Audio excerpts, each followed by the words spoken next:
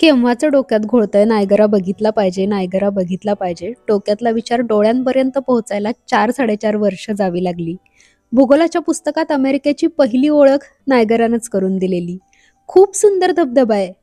ही एवढीच ऐकीव माहिती. एकतर आम्ही राहतो त्या मिनेसोटापासून तो लांब. त्यात जाण्यासाठी थेट विमान नाहीच. कारनं जायचा विचार शिवणारही नाही इतक्या दूरचा रस्ता. मग कशाचा ठरतोय प्लॅन? पण मला नेहमी वाटतं, जागा बोलवतात. यावेळी नायगरानं बोलवलं तेही एका मित्रामार्गे. ओळखीतल्या 2 कुटुंबांनी गेल्याच महिन्यात नायगराची यशस्वी रोड ट्रिप केली आणि आम्हाला तीच प्रेरणा मिळाली. हे होऊ शकतं यावर विश्वास बसला आणि आमचाही एका स्नेही कुटुंबासोबत रोड ट्रिपचा प्लॅन अगदी आठवड्यात ठरला. सुरू झाली जुळवाजुळव. वातावरण बघा, कपडे शोधा, चेकलिस्ट करा, हॉटेल बुक करा, सगळंच. जातोच आहोत तर तिथून 6 तासांवर असलेला न्यूयॉर्क पण फिरू, हाही प्लॅन आयत्यावेळी चिकटवला. ठरल्याप्रमाणे बुधवारी संध्याकाळी 5 वाजता प्रवासाला सुरुवात झाली. मित्राची गाडी मोठी, त्यामुळे सामानासहित आम्ही 6 जण व्यवस्थित मावलो. सगळ्यात मागे सामानाशेजारी बिल्लूची कार सीट लागली आणि मला एकट्यालाच ट्रंकमध्ये का बसवलंय, मला पुढे जागा का नाहीये, त्याच्या प्रश्नांची सरबत्ती सुरू झाली. एकूण 7 राज्यातून जायचं, तेही बाय रोड जायचं, तेही 2 छोट्या मुलांसोबत जायचं. खायचं काम नाही. पण दर 3-3 तासांनी गाडीचे आणि आमचे खाण्यापिण्याचे स्टॉप घ्यायचं ठरलं. म्हणजे कसं गाडीत आणि पोटात इंधन गेलं की पुढं पुढं सरकत राहता येईल आणि कंटाळलो की मिळेल तिथं राहता येईल. ही ट्रीप आहे, इथं घरच्यासारखा कम्फर्ट नसणार. झोप, खाणं हे सगळं ॲडजस्ट करायला लागणार. एवढं बेसिक शहाणपण आमच्या 6 जणांना असल्यामुळं काम सोपं झालं. त्यात बिल्लूनं कमीत कमी कुरकुर करत बसणंही ॲडजस्ट केलं. त्याबद्दल त्याचा तर विशेष सत्कार घेतला पाहिजे. आधी मिनेसोटा, मग विस्कॉन्सिन, मग इलिनॉय, मग इंडियाना. तिथं 4 तासांची झोप, सकाळी उठून ओहायो, पुढं पेन्सिल्व्हॅनिया आणि मग न्यूयॉर्क राज्याच्या पश्चिमेला असलेलं बफेलो, जिथं नायगरा आहे ती सिटी. हा 24 शब्दांचा प्रवास व्हायला 24 तास लागले. डोळ्यांना नायगरा जवळ आल्याचा बोर्ड दिसला आणि आज बकेट लिस्टमधल्या एका गोष्टीवर टिकमार्क होणार या विचारांनी थकवा पळवला. बफेलोतल्या हॉटेलवर आलो, फ्रेश झालो. संध्याकाळची वेळ. ही आमची पहिलीच भेट. तो मला आवडणार होताच, नो डाऊट, पण मीही त्याला आवडावं म्हणून फुलाफुलांचा त्याच्याच रंगाचा ड्रेस घालून तयार झाले. हॉटेलपासून काही मिनिटांवर होता तो. ती मिनिटं धडधड वाढवणारी होती. नायगरा स्टेट पार्कमध्ये गाडी पार्क झाली. आता त्याला शोधायचं. त्याचा आवाज तर येतोय पण झाडीतून तो दिसेना. बहुतेक लांबच्या पार्किंगमध्ये आलो आम्ही. आता आणखी थोडं चालावं लागणार. देखणं आहे ना तो, माणसं कुठून कुठून येतात त्याला बघायला. मग त्याच्या भेटीसाठी थोडा भाव खाणार, तरसवणार. कबूल हे, मी स्वतःला समजावलं. पावलं झप झप झप झप झाडीतल्या ट्रेलवरून निघाली. इथून ना दिसतंय जरा जरा जरा पाणी उडाल्यासारखं वाटतंय खरं. कुठून नीट दिसत असेल? बहुतेक अजून पुढं जावं लागेल. तो कस बघत होता. आम्ही तरी कुठं कच्चे खिलाडी होतो. चालत चालत निघालो तसेच. पहिल्यांदा समोर पूल आला, खाली पाणी दिसलं. आता थोडंच अंतर राहिलं बहुतेक. समोर रेलिंग दिसलं आणि त्याला चिकटलेली ढीगभर माणसं. आता त्याच्यात आणि आमच्यात काही फुटांचं अंतर. अविना आणि मी एकमेकांकडे पाहिलं. एकमेकांच्या डोळ्यात टिकमार्क दिसली. खळाळत वाहणारी नायगरा नदी, पलीकडच्या काठावर कॅनडा आणि अलीकडं तुषारांचे ढग तयार करत उभ्या असलेल्या नायगरा फॉल्सच्या 3 धबधब्यांपैकी पहिला धबधबा अमेरिकन फॉल्स. बाकीचे 2 धबधबे आणि अमेरिकन फॉल्सचा बराच मोठा भाग आयुष्यातलं सगळ्यात मोठं सरप्राईज असणार होतं. ते उद्या दिसणार होतं. कॅनडावाल्यांना आधीच दिसतात, पण US मधून बघणाऱ्यांसाठी ते सरप्राईजच. आता आम्ही त्याच्या अगदी जवळ गेलो. नजरानजर झाली. अपेक्षेप्रमाणे त्यानं पहिल्या नजरेत प्रेमात पडलं, पण त्याआधी घाबरवलं. त्याचा आकार, त्याचा आवाज, त्याचा आवाका दडपण आणणारा. तो जिथून कोसळायला सुरुवात करतो तो प्रवाह बघत राहावा असा. त्याचं डोकं स्पष्ट दिसतं फक्त, पण कोसळताना धिंगाणाच इतका की पाय दिसतच नाहीत. फक्त पाण्याचा धूर दिसत राहतो खाली. समोर सूर्य मावळतीला निघाला होता. नदीपलीकडं केशरी आकाश आणि अलीकडं आमच्या अगदी जवळ शुभ्र झंझावात. मनसोक्त वेळ दिला आम्ही दोघांनाही बघायला. माझ्या प्रकाशातला धबधबा तर तुम्ही बघितला, त्या रात्रीचा रंगीत फॉल पण बघून जा. ही मावळत्या सूर्याची आज्ञा शिरसावंद्य. आम्ही काठाकाठानं फिरत राहिलो. डोळ्यात कानात त्याला साठवत राहिलो. आमच्या आणि त्याच्या पहिल्या भेटीचे पुरावे कॅमेऱ्यात गोळा करत राहिलो. तिथं आलेला प्रत्येकजण हेच करत होता. अविला म्हटलं, चल चॅनलसाठी थोडं फिल्मिंग करू. मला आत्ता या क्षणी काय वाटतंय ते मी सांगते. अविनं कॅमेरा ऑन केला. मला बोलताच येईना. भरून यायला लागलं. शब्द घशात अडकायला लागले. डोळ्यातून ओघळायला लागले. स्वप्नपूर्ती होती माझ्यासाठी. अशा वेळी आनंदाश्रू कसे रोखायचे? सगळं गुंडाळलं. जाऊ दे म्हटलं. लाईट सुरू व्हायला वेळ होता बराच. तोपर्यंत रात्रीचं जेवण करू म्हणत बागेतून बाहेर पडलो. धबधब्याकडे पाठ करून पुढं चालताना पुन्हा पुन्हा मागं वळावंसं वाटत होतं. अगं उद्या पण होणार आहे आपली भेट. लांब गेले तरी त्याचा आवाज सांगत होता. रस्ता ओलांडल्यावर थोडी पायपीट केल्यावर एक भारतीय रेस्टॉरंट दिसलं. तिथं अतिशय शिळी बिर्याणी पोटात ढकलली. पण आजच्या दिवशी सगळं माफ. नायगरासाठी सगळं माफ. पुन्हा पार्कमध्ये आलो तर लाल निळ्या लाईट्समध्ये तो अजूनच खुललेला. किती मोठ्या लाईट्स लावल्या असतील, कशा लावल्या असतील, बोलत बोलत फोटो काढत हॉटेलवर परतलो. रात्र भुरकन गेली. दुसरा दिवस उजाडला. जराही कल्पना नव्हती की जे बघितलंय ती फक्त झलक आहे. पिक्चर तर अजून सुरू झालाच नाहीये. सकाळी सकाळी 9ला तयार होऊन पुन्हा नायगराला आलो. स्वागताला मिनेसोटात बहर संपून कोमेजलेले पण न्यूयॉर्कमध्ये उमललेले ट्युलिप्स होते. सुंदर होती बाग. नायगरा अगदी जवळून बघण्यासाठी एक बोट असते, तिला मेड ऑफ मिस्ट म्हणतात. ती तुम्हाला नायगरा नदीत घेऊन जाते, धबधब्याजवळ नेते. फुल कपडे घालायचे कारण तुषार अंगावर उडतात. तसा ते रेनकोट देतात पण तरी थोडी थंडी वाजते. ही इकडून तिकडून ऐकलेली वाचलेली माहिती. पण मेड ऑफ मिस्ट याच्या खूप पलीकडं. ती अनुभवायला, तिचा अर्थ कळायला made of mist must. Ticket काढायला गेलो तर ही भली मोठी रांग. टुरिस्ट कंपन्यांचे ग्रुपच्या ग्रुप सकाळपासून रांगेत उभे. आम्हीही रांगेचा भाग झालो. सरकत सरकत तिकीट खिडकीजवळ पोहोचलो. 4 तिकीटं काढली, 2 मुलं फ्री. अब आएगा मजा. काल नायगराशी नजरानजर तर झाली होती पण मिठी बाकी होती. आज तेही स्वप्न पूर्ण होणार होतं. एका लिफ्टनं आम्हाला 200 फूट खाली नदीच्या काठावर नेलं. काय सुंदर चित्र होतं माहितीये. निळसर हिरवट पाण्याचा प्रवाह, त्यात कॅनडाकडून येणारी गुलाबी गुलाबी पॉंचोवाल्या माणसांची बोट, इकडून अमेरिकेच्या बाजूनं निघण्याच्या तयारीत असलेली निळ्या निळ्या पॉंचोवाल्यांची तेवढीच मोठी बोट. उजवीकडे अमेरिका आणि कॅनडाला जोडणारा रेनबो ब्रिज नावाचा 202 फूट उंचीचा 440 मीटर लांबीचा मैत्री पूल. 1941 पासून अमेरिका आणि कॅनडाच्या मैत्रीचा तो साक्षीदार. डावीकडं काल नायगरा फॉल्सच्या 3 धबधब्यांपैकी काही भाग दिसलेला अमेरिकन वॉटरफॉल्स, त्याच्या शेजारी काही अंतरावर ब्रायडल वेल्स वॉटरफॉल आणि मधल्या टेकाडा पलीकडं अजूनही लपून बसलेला न दिसलेला हॉर्सशू वॉटरफॉल्स, ज्याच्या भेटीची सगळ्यात आर्त ओढ होती. बोटीत जाण्याआधी रेनकोट सारखे निळे पोंचो वाटले गेले. मला त्याच वेळी वाटलंच तरी या पोंचो बिंचोला काय नायगरा जुमानतोय. आम्ही चालता चालताच ते अडकवले. हे ढगळच्या ढगळ.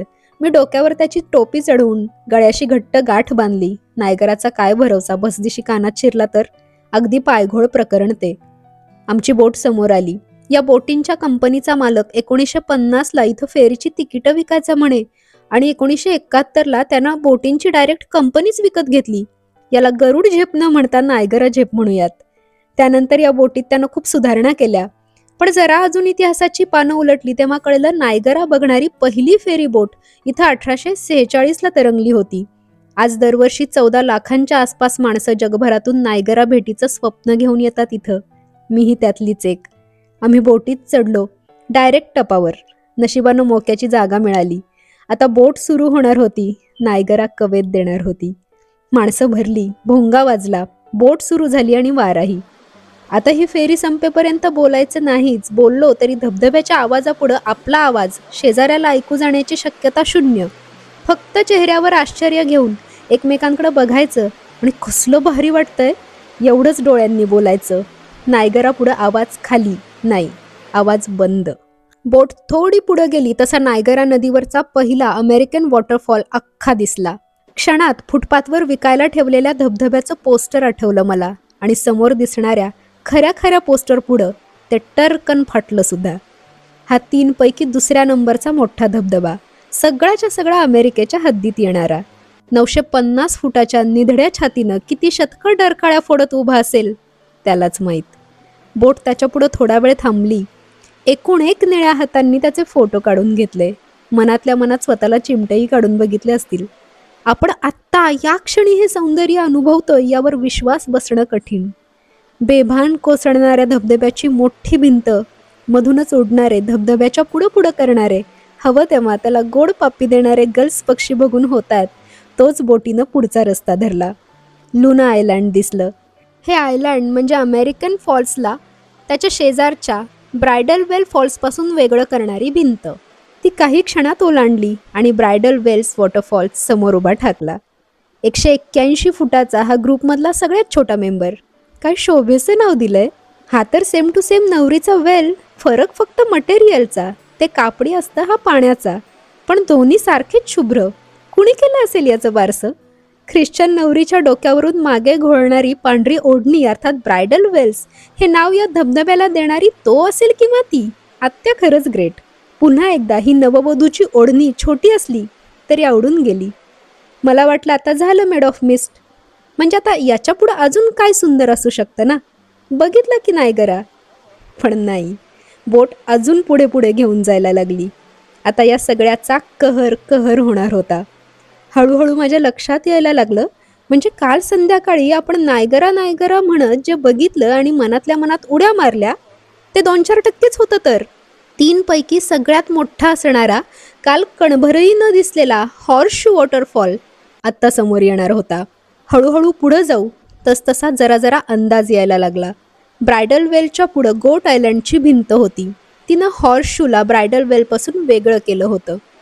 जसा तो नजरेच्या टप्प्यात आला तशी ती घोड्याची नाल पूर्ण बघण्याआधीच त्यानं डोळ्यात पाणी उडवलं आणि ते क्षणात बंद केले. त्याची इतकी पाणी फेक, इतकी भव्यता, इतकी उंची, इतकी लांबी आणि इतका ऑरा. म्हणजे काय बोलावं तरी काय.